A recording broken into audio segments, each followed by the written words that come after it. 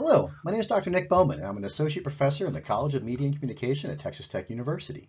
Today, I'm going to present some research with colleagues Tammy Lin and Kevin Koban at National Tsingtao University and University of Vienna. This research is also sponsored by Fulbright Taiwan and the Fulbright Scholars Program, as well as the Taiwan Institute for Governance and Communication Research. And our team has been working across several different projects to understand how people experience and perceive various dimensions of video gaming and virtual reality. And this presentation is going to be our first attempt to create a scale designed to measure the many different ways in which virtual reality technologies might demand our attentional resources. As with all of our research in our team, our data and other materials are available online. You can see the OSF link and the QR code on the screen. And with that, let's get started. So something that our team's been studying for years is this notion of interactivity. You know, as a media psychologist, as an entertainment scholar, I've often sort of wondered at the almost intrinsic enjoyment that seems to come with video gaming and these technologies where the user gets to control the form and the content of what's on screen. You know, if you're looking at this one right here, this is the very first level of Super Mario Brothers from the mid-1980s. And immediately on screen, you're given options and different players will make different choices. You can choose to jump over or not jump over this critter on screen. You can choose to augment your powers with that mushroom and grow larger and as a result be a little more protected from harm. You can grab these coins or not grab these coins. Some people play the entire game and never touch a single object and they just jump over objects rather than attacking them. You know, what happens next in an interactive product largely depends on you as the player, as the user. And that's always fascinated me. You know, we can think about interactive media as these inherently unfinished texts, right? Where maybe a video game is more like a puzzle than it is a book, right? You have to put the pieces together yourself. We can call video games a series of interesting decisions. And of course, what makes a game compelling or an interactive technology compelling is that you actually care what happens next and you deliberate on and make choices to influence the outcomes. Jesper Juhl, a very well-known game scholar, talks about video games as like these twilight zones where you get to participate in these places and spaces and be part of the action. And my point with all of this is that many of these characteristics of interactive media, such as games and VR, are what we think makes them so attractive. At the same time, it's also what makes them so frustrating or difficult to use. Or interactivity can be thought of as an intrinsically demanding thing. We literally have to do things. If you played the game on screen and didn't do anything, your game will be over very, very quickly. Unlike if you were watching a film or a TV show where the narrative would continue regardless of your inputs. This notion of demand is important because it helps us reconsider the user experience. So we can think of, and I've proposed in other research with colleagues of mine, that interactivity can be parsed out on perhaps as many as 5 different dimensions of perceived demand. And many of these are in a book I edited a few years back with Routledge that I would encourage you to look at. And of course, I'm happy to provide information on that. Some of the colleagues writing in these chapters do a great job of breaking these things down.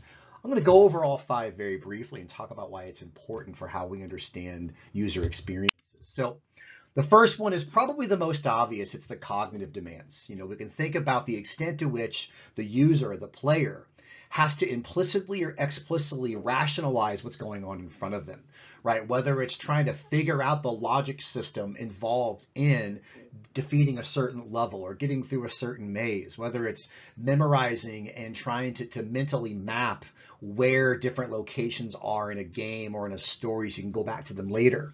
Some of our colleagues like Sean Green and his group out of Wisconsin look at the cognitive skills required to play video games, right? Where you literally have to have ability, perceptual abilities and ocular abilities and things of this nature. And so the point is we know that interactive media require us to get thinking. You know, they require our brain power.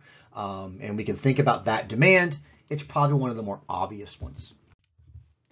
But we can also think about emotional demands. We can think about experiences that really trigger a implicit affective response. And this could be something as simple as joy or frustration that comes with, the more hedonic elements of games.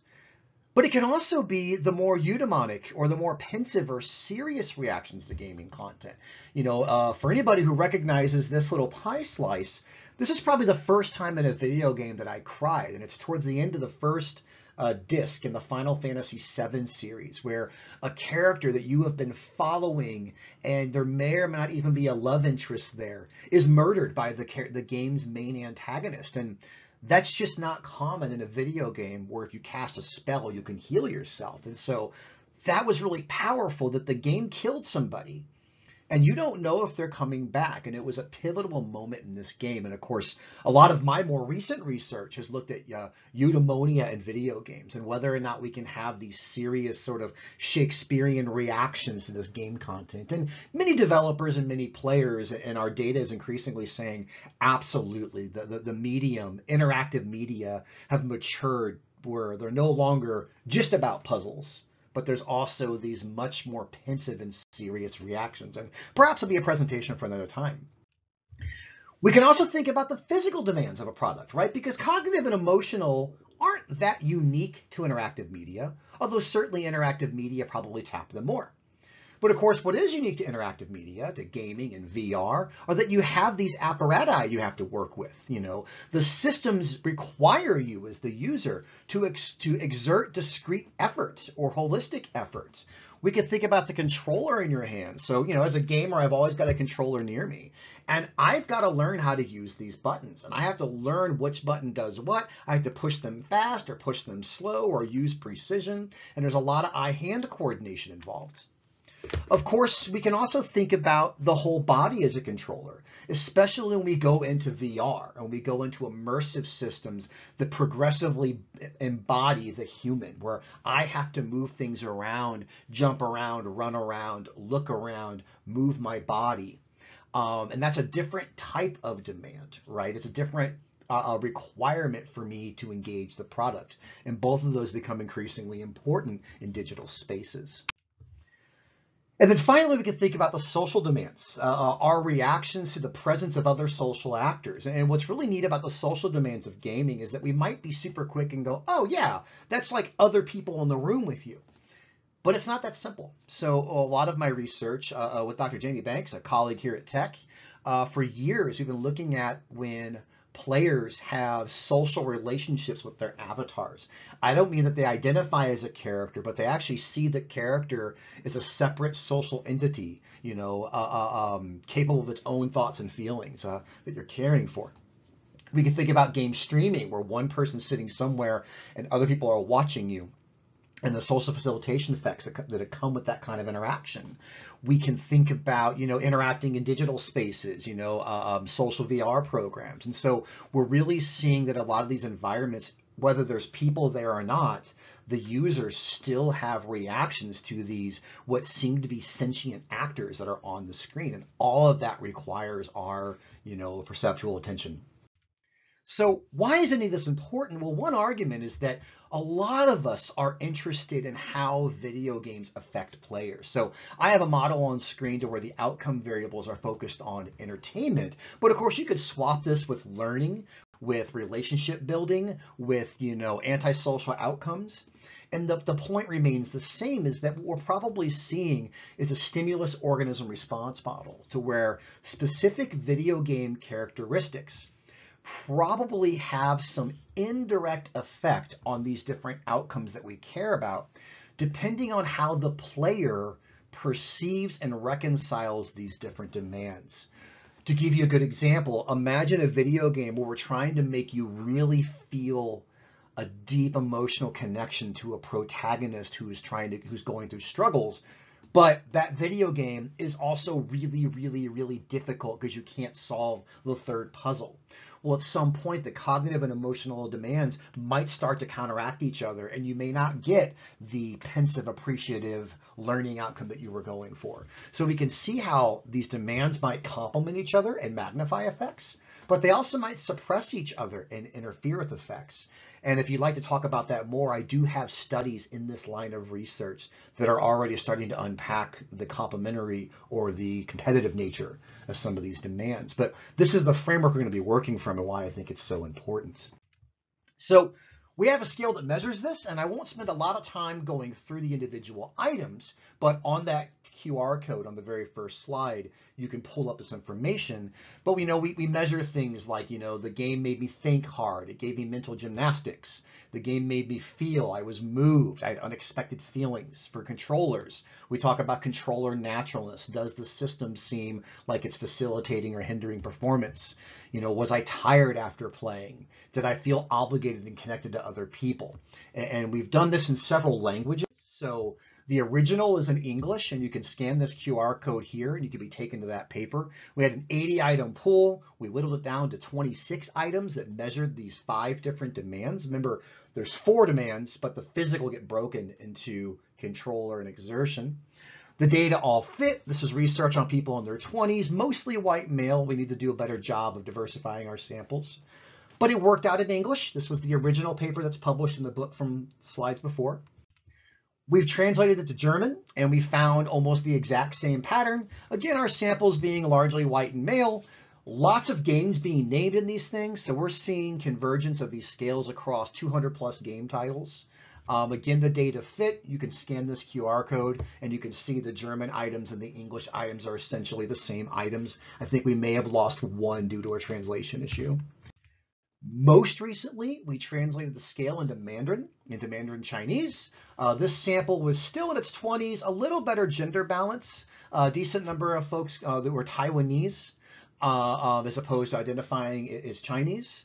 Lots of games named. Same thing. We lost an item or two due to translation. Super common. But at the end of the day, you could scan here for the Chinese version, the scale worked out. And the reason I show you these 3 different scales is because we're finding that this 5-factor approach, cognitive, emotional, controller, exertional, social, is replicating in study after study after study. So our curiosity for the current investigation was about virtual reality, because there are some things about VR that might make it a little unique.